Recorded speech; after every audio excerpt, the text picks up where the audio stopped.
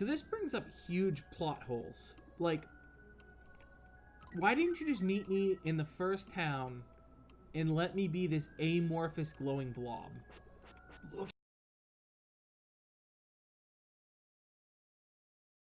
To another episode of Games Done Slow and Bad. We play games slowly and most often badly. We're going to head to that pyramid up there in just a sec. First, we're going to chat with our friends. They'll bring nothing to the table, and it'll be great. What do you have to say? I can't go outside in a sandstorm like this. What do you have to say? This place is supposed to be famous for labor merchants. It doesn't look like it. Oh, but we know better. Now, let's talk to Useless McGee. Useless McGee! Will! I never thought I'd meet you in a place like this. Neil, you've become the company president? I know this because you're wearing a badge apparently that says company president. Yep, I tried replacing the labor trade with pepper imports. This led me all the way to Dow. There's a pyramid near here. I wonder if a mystic statue is there. Thank you, that was pretty much all I needed.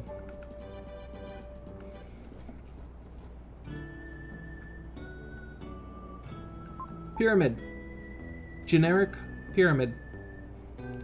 This level is amazing. And let me tell you why. Because if you thought Freedan was cool, oh, just wait for this. First off, giant staircases are a big thing for me. I think they're cool. Second off, these guys. Oh, they're so trolly. Watch us. Yep, going. Yes. So, a trick to those guys is basically to use a jumping attack or a sliding attack to go underneath them pretty much constantly. But wait, what's this? There's a right side now. What am I gonna get?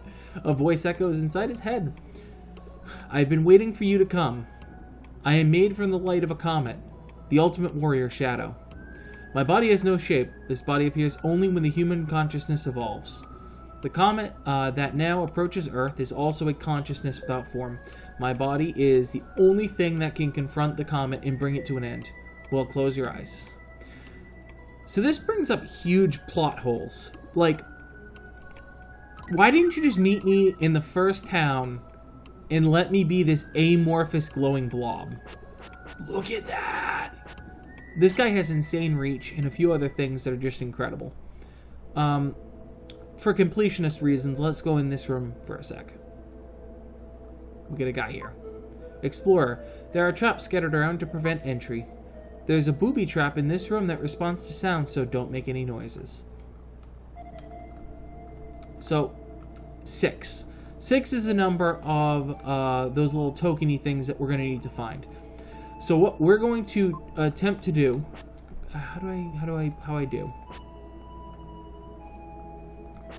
Alright, let's go talk to this person. I'm guessing Gaia? Don't remember the person's name. I am Gaia, the source of the dark. If you stand before the right-hand statue, you can change into Shadow the Ultimate Warrior. Then I think I will grant you one more item. Yep, okay. This is what I need to know. You have the aura! It doesn't feel like something you give me so much as something I have. The aura is Shadow's mind. Wow, that's kind of weird. When he holds it up, his body becomes like water. Only a small part of the pyramid is above ground. Most of it is below the surface. You should change into the shadow and advance into the underground. Okay. That was important. That was important because we're going to do something. As soon as I can remember... Oh, I think I need to actually equip it because it's annoying. Yes. This level adds the mechanic of having to drop from level to level, which in my opinion is amazing. Alright, 1, 2, 3, 4, 5, 6. And a little blue bibbit that brings me back to the main temple. So what we're going to do, because this basically leads right up to the Tower of Babel, we're going to cut this into 3 sections. We're going to tackle them from left to right, starting with the first door. And we're going to do 2, call it, do 2, call it. So we're going to start here.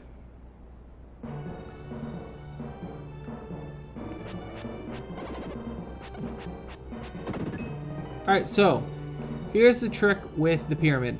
You need shadow to merge through the ground to access it, but you don't for very long play as shadow, which is, I'm going to say, kind of unfortunate. It's unfortunate. He's cool. He's super powerful. Can I go here? No.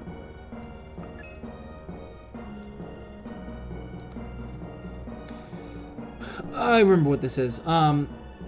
So, you don't get to play as him the whole time, which is unfortunate, because it'd be nice to play as the character who you just unlocked. But for this, we need Will.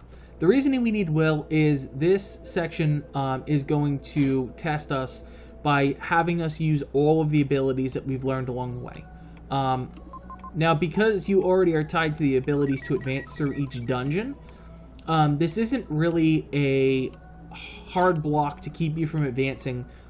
Let's say, like, collecting all the badges in Pokemon, right? Until you do that, you can't advance to the Elite Four. And it literally puts safeguards in to keep you from doing it. They know that you haven't over-advanced. And this is more so about... Come on. That was kind of depressing. There we go. Alright, so jumping attacks and sliding attacks are where it's at. If you can catch one against the wall, you're good to go. So they know you're not overpowered coming in here.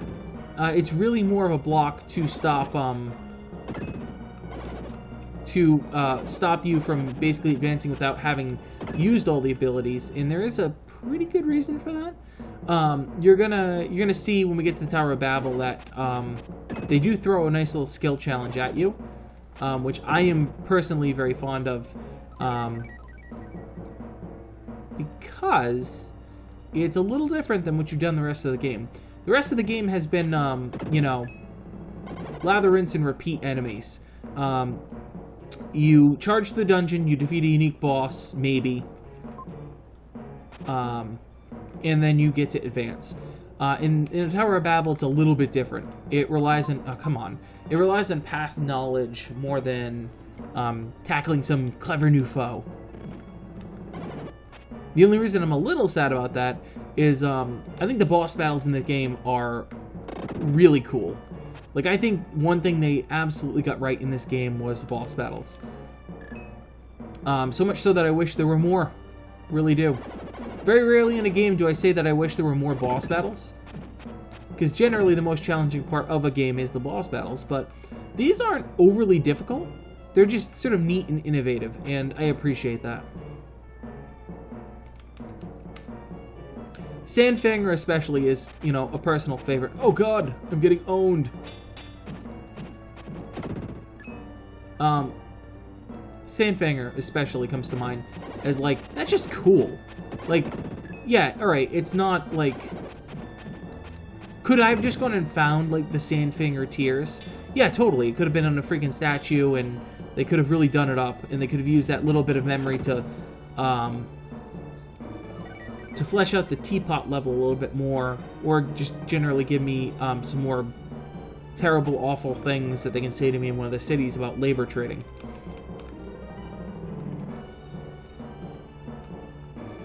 But they don't. They give me a cool little boss battle. Alright, so here are the MacGuffins we have to collect. There's a lithograph on this wall. I heard in Dow that it's a hieroglyph. Let's try to remove this lithograph. You've got the hieroglyph stone. Alright, that's one. These aren't necessarily going to be the longest. Some of them will be longer than others. But I think it'll be neat. I think this will be a nice way to tackle this. That will give us a little bit of flavor of each level. Keep the episodes really short and give us a couple of hits before we hit the Tower of Babel. We also will, in the not-so-distant future, be getting to the secret of Jen the Jeweler, which is one of my favorite parts of this game. Hands down, no dispute.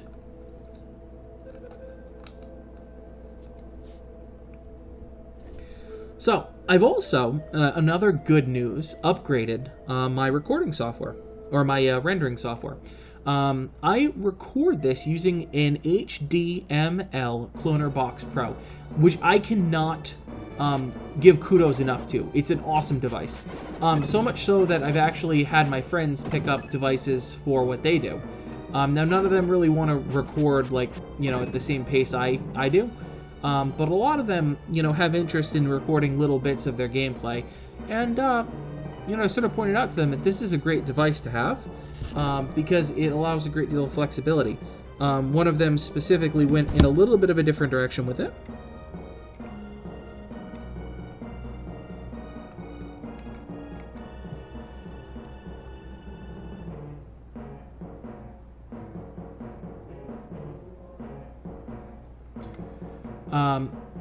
So yeah, this gives us a few things. One, it significantly improves the amount of time I have to create videos. For anybody who is into that sort of thing, Humble Bundle was running a special on Vegas Pro 14. It is heads and shoulders above what I'm using. Not to say what I'm using is bad, I'm just not that good at it. And Vegas feels like it's a little bit more forgiving. Specifically, I want to be able to do some overlays as we do some other Let's Plays of different things. Like, how cool would it have been in this one if I could have thrown up a little blip that said how many red jewels we had? And we could have tracked it using that. Oh god. Sadness and regret.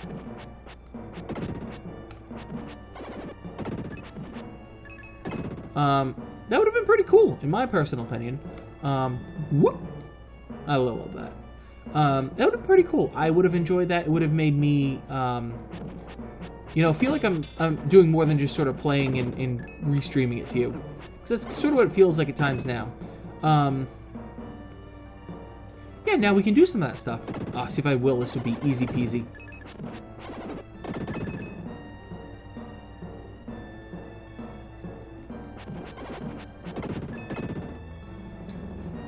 So, you'll be seeing a little bit more, I'm going to say effort. Effort's probably not the right word. But, you know, I'm comfortable enough in my own skin to use it. A little bit more effort put forward in the video creation front. And I think that'll be nice. We found a red jewel.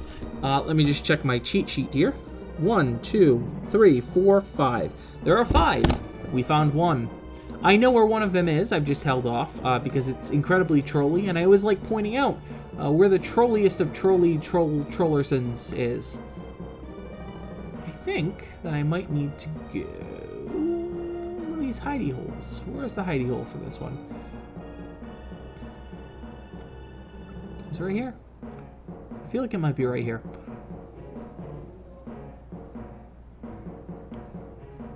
Alright, there's something over there. How do I get over there? Let's think. Yeah, I love... Ooh, hello. Hello. What's this? No, not one. I saw the extra brick there and immediately was like, did I miss something as a kid? Because I don't remember ever going down that one. But no, I didn't. I'm just crazy. That's okay. I'm comfortable with my crazy. Got it. Boom. Yeah, so great things going on. I have been attacking this hobby from all fronts. So we've done a few live streams. Not sure if you've seen it on the channel. I did Breath of the Wild and Salt. Salt being one I did explicitly because, good lord, do I love that game. There's a lithograph on this wall. I heard in Dow that it's a hieroglyph. Let's try to remove it. You've got the hieroglyph stone. Awesome. Great things are great. I'm guessing this just brings me down to the bottom? Yep, that's fine. I do want to walk out of here manually. Because I don't necessarily want to go back to the beginning at this exact moment in time. We're going to head up to the top. We're going to call it for an episode. This will be a short one. The next one will be a short one. The one after that will be a short one. I think this is the best way to break up this dungeon. So I have been efforting to get all sorts of new and interesting stuff onto the channel, and I've had some major breakthroughs recently. Nothing I'm quite willing to divulge right now, but I have a backlog now, which in my mind is a good place to be, because I would tremendously like to bring you some new and interesting stuff that I haven't seen overpopulated on YouTube. Selfishly, because I do enjoy it when I see that other people have watched it, but secondarily because they're games that I personally grew up with and loved, some of which are incredibly difficult. As we reach the end of this series, I'll make some announcements about what the plans are for the future, but hey, you know, we're pretty much at the end for today. Thank you so much for hanging out with me today and watching this. If you enjoyed what you see, hit the like, hit the subscribe, hit the comment button, leave me a note. Let me know what you'd like to see next. I'm always open to suggestions. I know you have a lot of options when it comes to content online. Thank you for choosing me today. And you know what? Have a good night.